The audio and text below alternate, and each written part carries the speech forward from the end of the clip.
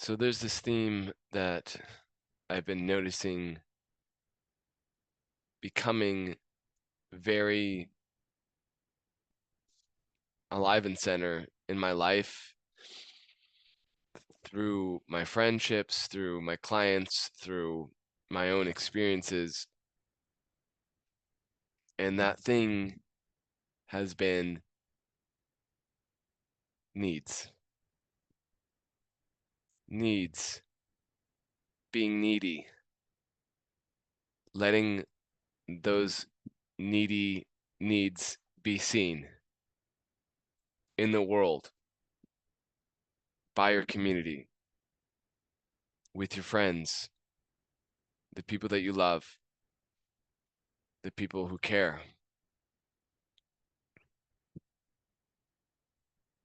Are you letting yourself be seen? Have you been letting your needs be seen by your community?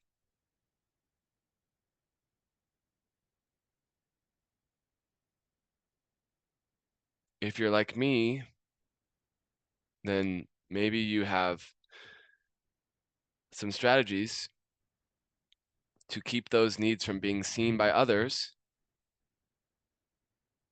because you're afraid that if you have needs and you propose those to others, it means that you are becoming a burden to them. That you are sort of just like putting something in their lap that now they have to deal with because of you.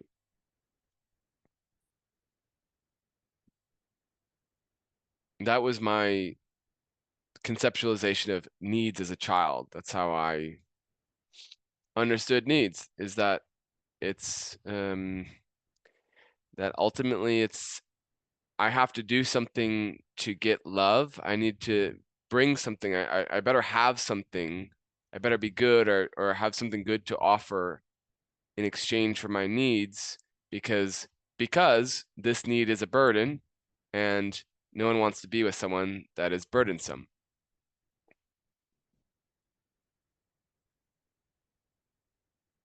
So I learned to always be someone that is giving, giving, giving in order to receive, in order to make sure that beyond the doubt I will receive in the end, that I will receive, that I've generated enough value that there's, it's beyond a doubt that I will receive. There's no chance that this person's going to leave me because I took too much.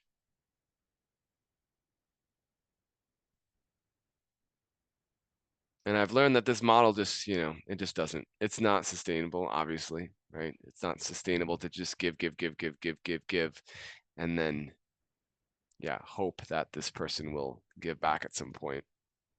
It's actually ultimately, it's a manipulative strategy, right? It's a very manipulative way of being, and people feel that as well. That's why people pleasers, no one trusts them.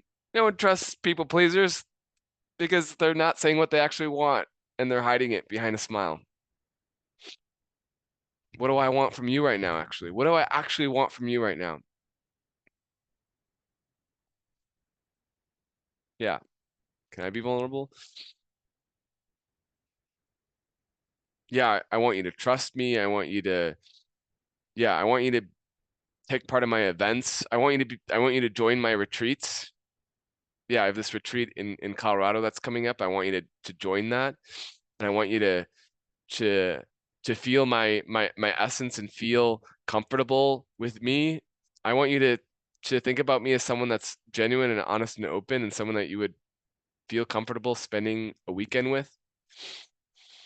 Yeah, and I feel scared just saying it out loud. It's like, oh yeah, ooh, here's an agenda here. Here's the something behind there. And why don't I just ask for that? Why don't I just directly ask for that? This is interesting. And so this is me like live exploring the underworld of Axios here. It's interesting because so I'm going to be releasing this retreat that A few friends and I are building together. We haven't released it to the public yet, but I've been feeling so afraid of bringing it to people, of asking people to be a part of it. And it's so interesting to notice how it comes out in these different sort of odd roundabout ways. Like I'm creating this video, I wasn't even intending to talk about it in this way, and then it's happening. So there's a way that I'm trying to get my need met, but I'm not actually going directly to the source. I'm not actually just going to you and being like, hey, I have this really amazing retreat that I'm building. Will you be a part of that? I want you to be a part of it.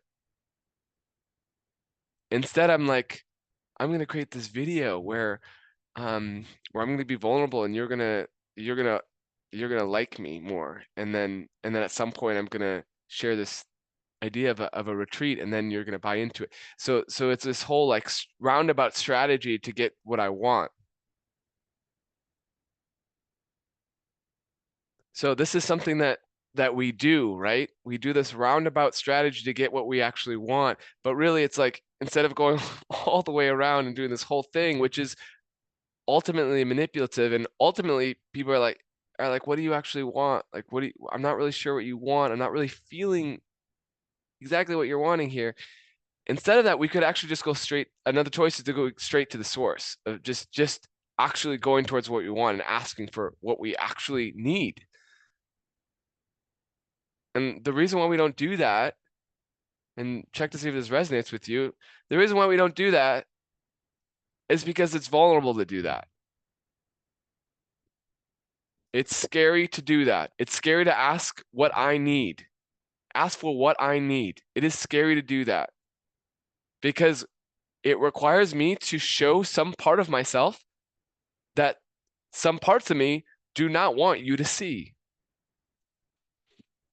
It requires me to be vulnerable and say, I am depleted or under resourced, or like this is hard. I'm having a hard time in this area of my life and I need help. That for some people is saying I'm weak. And that's just a story, but for some people that's what it means. It's like, oh, so I have to tell people I'm weak, or I have to reveal to people that I'm having a tough time financially. Oh my God, that is so culturally inappropriate. Or one thing I did this morning is I asked a friend, I asked her to if she would be willing to just hold space for me for an hour without just like completely creating a space where it's just about me, and I literally can be and do it and say whatever I want. It just doesn't matter. It's just for me. Like there's no sort of relational sort of structure, a way of being, or any sort of obligations or commitments, or I don't need to give anything back to her. It's just for me. And in order to ask that, in order to ask for that, because I really needed it. I really realized I really just need someone to just hold that kind of space for me. In order to actually ask for that, I had to reveal what was going on for me. I had to reveal that I learned as a child how to avoid doing that. And I had to go to some deeper layers of me that feel uncomfortable to go to, some layers of shame. I had to go there in order to make that request.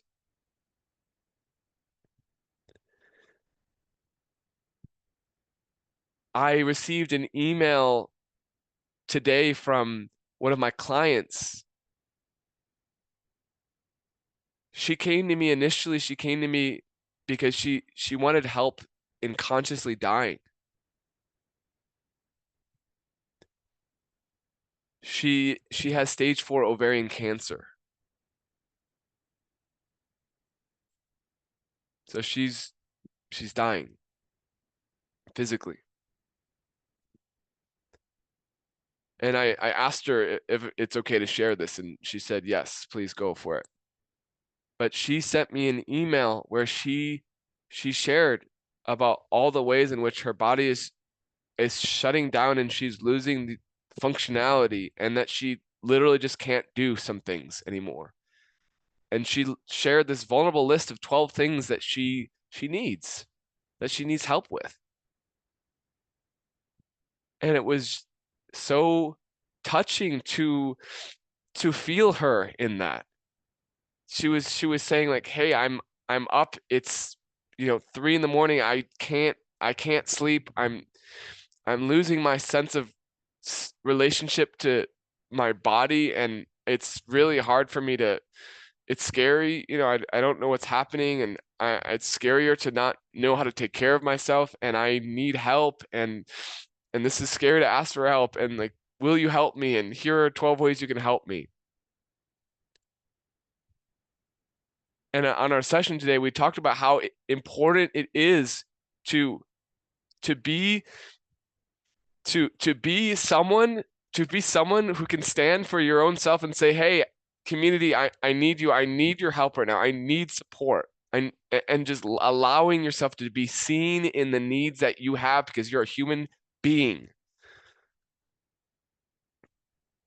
And we live in this culture that was designed to do the exact opposite, where we're just hiding all that stuff, we're putting on this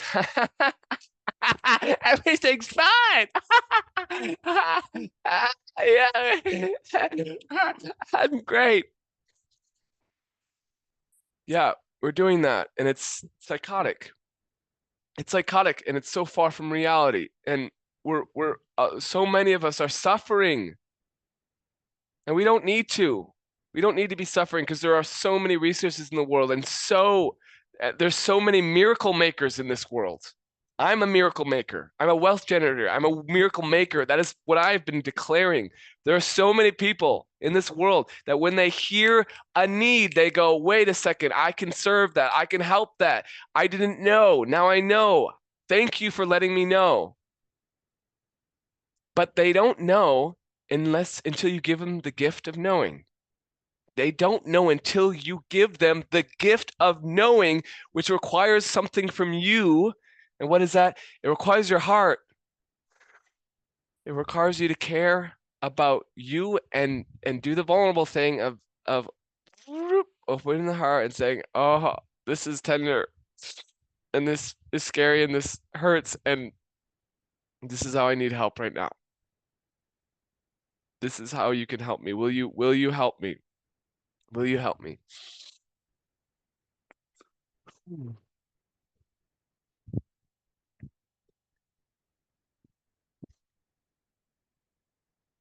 Yeah. And what I did with when I made this ask to my friend today to hold space, I also said, hey, I this is something that I need, and for me, it's I only want it with you or from you if it feels like a yes in you. If it doesn't feel like a yes, like, please, no, let's not do it. There's someone else that's going to be a yes to this. And I trust you that you're gonna tell me the yes or the no, whatever it is. I trust that. So thank you. And I want you to know that this would feel so good to me knowing that it's a yes, and it also feels absolutely good if it's a no. Because then I just know that, okay, who is the right person? Where is this feel? Where is the alignment here? So something about also just letting go, detaching from where it's coming from. Who can meet that need? This has been a really big lesson in receiving too. We have these ideas about how things need to come to us, how we need to get that need met, when that need can be met in so many different ways that we're not thinking of. And when we're tied to the way that it needs to come in, the way that it needs to be received, it needs to be received in this way. It needs to, that's more of a condition. So let go of your conditions. Those aren't actually needs. Hold the need. This is what I need. Let it come in any way. Let yourself be surprised. Life is non-linear. Life is not a linear process. It looks like it. It does look like it because our minds make it look like that. It is not. It is not a linear process. Life is non-linear. You start here, you do the, and then you get here. There you go. There you go. And then if you turn it, these 2 points are connected. Look at that. Oh, wow. Cool. So it's all together. It's all times all happening simultaneously at once. Yeah, that feels exciting. I feel joy. I don't know why I feel joy. I just feel that way. Okay, I'm gonna end this here. I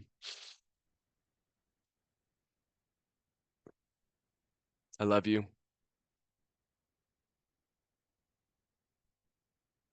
That's another thing. Yeah. Can you take that in? Because yeah, one of the deepest needs we all have deep down is love. We need love. And that is,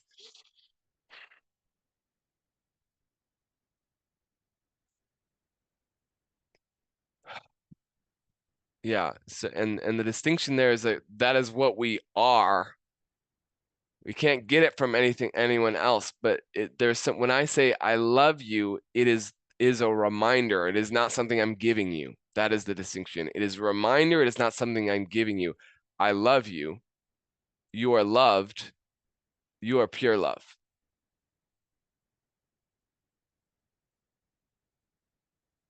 The need is in the knowing. Yeah. And with that, I'm complete.